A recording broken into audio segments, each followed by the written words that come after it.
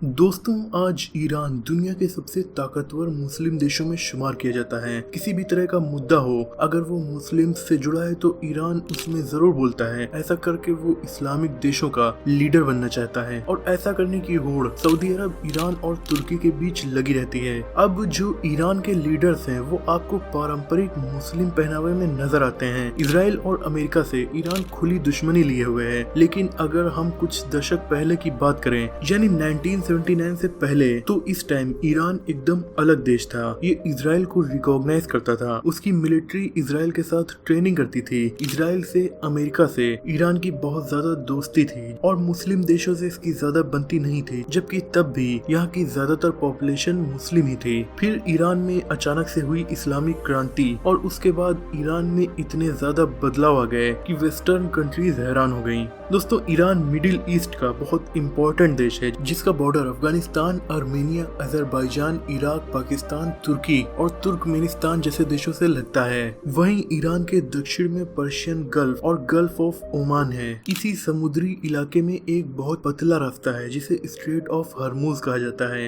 ये भी ईरान के कंट्रोल में है। इस इलाके से ही कुवैत, सऊदी अरेबिया, कतर और इराक जैसे देशों से ऑयल एंड गैस की सप्लाई पूरी दुनिया में जाती है। इनफैक्ट दुनिया का 20% कच्चा तेल यहीं से होकर गुजरता है। अब इसे ईरान अगर ब्लॉक कर दे तो दुनिया में बहुत बड़ी इकोनॉमिक क्राइसिस स्टार्ट हो जाएगी। इसलिए ईरान की जियोग्राफिकल इम्पोर्टेंस बहुत ज्यादा बढ़ जाती है। दोस्तों, ईरान में कई अलग अलग सल्तनत आई, लेकिन यहाँ एक डायनेस्टी 1785 में आई जिसे कजार डायनेस्टी कहा जाता है। फिर 1906 में इसी डायनेस्टी में कुछ रिवॉल्यूशन किए गए। रूलर की पावर कम करके प्रधानमंत्री को ज्यादा पावर दी गई और इसी रिवॉल्यूशन के साथ शिया इस्लाम को यहाँ का ऑफिशियल रिलीजन डिक्लेयर कर दिया गया। अब इस्लाम ऑफिशियल रिलीजन था और ये गवर्नमेंट ब्रिटेन और वेस्टर्न कंट्रीज की बात नहीं सुनती थी, यानी उनकी गुलाम नहीं थी। तो वर्ल्ड वॉर 1 के टाइम जब यहाँ पर ऑयल की डिस्कवरी हो गई तो ब्रिटेन ईरान के ऑयल पर कब्जा करना चाहता था। इसके लिए ब्रिटेन ने एक प्लान तैयार किया और अपनी कठपुतली सरकार ईरान में बैठा दी, जिसके लिए एक ईरानी आर्मी जनरल रजा शाह को सिलेक्ट किया गया। ब्रिटेन ने उनसे कहा कि तख्ता पलट करो, हम तुम्हें यहाँ की सल्तनत सौंप देंगे। ब्रिटेन ने तख्ता पलट करने में उनकी हेल्प की और कजार डायनेस्टी को खत्म करवा दिया। अब यहाँ से ईयर 1921 में पहलवी डायनेस्टी की स्टार्टिंग हुई। ये वेस्टर्न कंट्रीज की जैसी गवर्नमेंट थी, इसीलिए ईरान के उलमास का जो ग्रुप था उन्होंने इसके खिलाफ बगावत शुरू कर दी, लेकिन रजा शाह ने बहुत सख्ती के साथ उसका दमन कर दिया। आगे चलकर इसी डायनेस्टी में रजा शाह के बेटे मोहम्मद रजा पहलवी यहाँ के शाह बने। ये भी इंग्लैंड की कठपुतली थे, लेकिन 1951 में इनकी सरकार में प्रधानमंत्री बने मोहम्मद मोसादेग। मोसादेग ने गवर्नमेंट में कुछ बदलाव किए और शाह से ज्यादा ताकत हासिल करके कांड कर दिया। उन्होंने ऑयल रिजर्व को नेशनलाइज कर दिया और ब्रिटेन के हाथ से ईरान का ऑयल रिजर्व निकाल लिया। अब ब्रिटेन और अमेरिका को भला ये कहाँ अच्छा लगने वाला था, इसीलिए 2 साल के अंदर ही यानी ईयर 1953 में उन्होंने प्रधानमंत्री का तख्ता पलट करवाकर फिर सारी पावर मोहम्मद रजा पहलवी को दे दी। कहा कि हम आपके साथ हैं, आप पूरी तरीके से गवर्नमेंट को संभालिए और तेल का जो मामला है वो हमारे हाथ में दे दीजिए। इतना ही नहीं, ब्रिटिश सरकार ने इन्हें ये भी सलाह दी कि ज्यादा फेयर इलेक्शन मत करवाओ, डिक्टेटरशिप करो, ताकत को अपने हाथ में रखो और अपने आदमियों को ही प्रधानमंत्री बनाओ, वरना कहीं फिर तुम्हारी हाथ से सत्ता न चली जाए। ईरान के शाह ने ऐसा ही किया और अपने आदमियों को प्रधानमंत्री बना रहे थे। साथ ही वेस्टर्न कंट्रीज यानी ब्रिटेन, फ्रांस, अमेरिका और इजराइल के बहुत क्लोज एलाई बन गए थे। 10 साल तक गवर्नमेंट में बहुत ज्यादा करप्शन आ गया। जनता भी ये देख रही थी कि इलेक्शन फेयर तरीके से नहीं हो रहे हैं। और यहीं पर दोस्तों एंट्री होती है रूहुल्लाह खुमैनी की। ये एक इस्लामिक लीडर थे जिन्होंने ईरान की तस्वीर बदल कर रख दी। ईयर 1963 में इन्होंने बहुत बड़ा प्रोटेस्ट ऑर्गेनाइज किया और ईरान की करप्ट गवर्नमेंट को हटाने की कोशिश की। शाह ने इन्हें गिरफ्तार करवा लिया और देश से निकाल दिया, तो ये इराक चले गए। इराक भी ईरान का पड़ोसी देश था। इन्होंने इराक में लोगों को इकट्ठा करके ईरान की गवर्नमेंट के खिलाफ स्पीचेस देना स्टार्ट किया। ये स्पीच तुरंत ही ईरान के लोगों में भी पहुंच जाती थी और बहुत तेजी से फैल जाती थी। इसीलिए ईरान की गवर्नमेंट को लगा कि अगर ये इराक में ज्यादा दिन रुके तब भी उनकी गवर्नमेंट को खतरा है। इसीलिए ईरान के शाह ने इराक की गवर्नमेंट से कहकर इन्हें वहां से भी निकलवा दिया। तब रूहुल्लाह खुमैनी फ्रांस चले गए, लेकिन अब तक ये बहुत ज्यादा फेमस हो गए थे और लोग इन्हें बड़े लीडर के तौर पर देखने लगे थे। इसीलिए 1977 में जब ईरानियन रिवॉल्यूशन स्टार्ट हुआ तो उस टाइम लगभग पूरा ईरान इनके सपोर्ट में आ चुका था। वजह ये थी कि पहलवी डायनेस्टी बहुत ज्यादा करप्ट थी।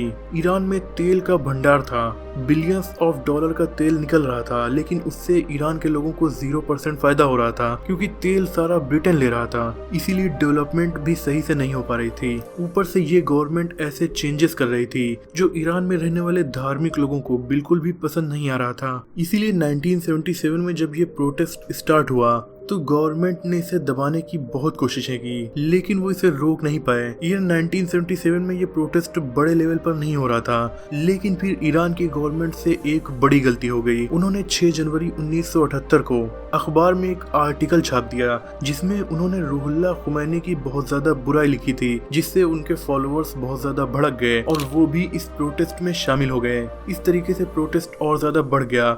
जब प्रोटेस्ट बढ़ा तो पुलिस और आर्मी को डिप्लॉय कर दिया गया ताकि उसे दबाया जा सके, लेकिन पुलिस और आर्मी की वजह से लोगों का गुस्सा और ज्यादा भड़क उठा। सितंबर 1978 में मार्शल लॉ लगा दिया गया और बहुत से प्रोटेस्टर्स को गोली मार दी गई। गवर्नमेंट का कहना है कि लगभग 600 लोग मारे गए, लेकिन ये भी कहा जाता है कि 10 से 20 हजार लोगों को गोली मार दी गई थी।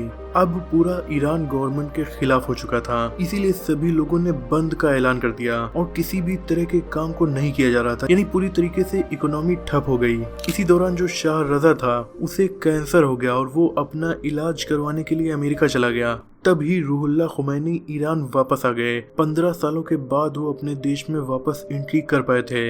ईरान में अब उनके इतने ज्यादा चाहने वाले हो गए थे कि उनके आने पर लाखों लोग सड़क पर आ गए। रूहुल्लाह खुमैनी ने अपने सपोर्टर्स की मदद से ईरान के प्राइम मिनिस्टर को हटाया और पार्लियामेंट में नए संविधान को पास करने के लिए वोटिंग हुई, जिसमें 98% से नया संविधान पास हुआ और ईरान बन गया इस्लामिक रिपब्लिक ऑफ ईरान। इस संविधान के मुताबिक ईरान में प्रेसिडेंट और पार्लियामेंट तो होंगे, लेकिन सबसे ज्यादा पावर सुप्रीम लीडर को होगी, जो गवर्नमेंट के किसी भी डिसीजन को बदल सकता है। ये सुप्रीम लीडर ईरान के सबसे बड़े नेता होने के साथ साथ सबसे बड़े धार्मिक लीडर भी होते हैं। इस्लामिक रिवॉल्यूशनरी गार्ड कॉर्प्स नाम की आर्मी की स्थापना भी कर दी गई, जो कि देश की नेशनल आर्मी से अलग दूसरी आर्मी होती है। इसका काम सुप्रीम लीडर और ईरान की करंट गवर्नमेंट की सुरक्षा करना है।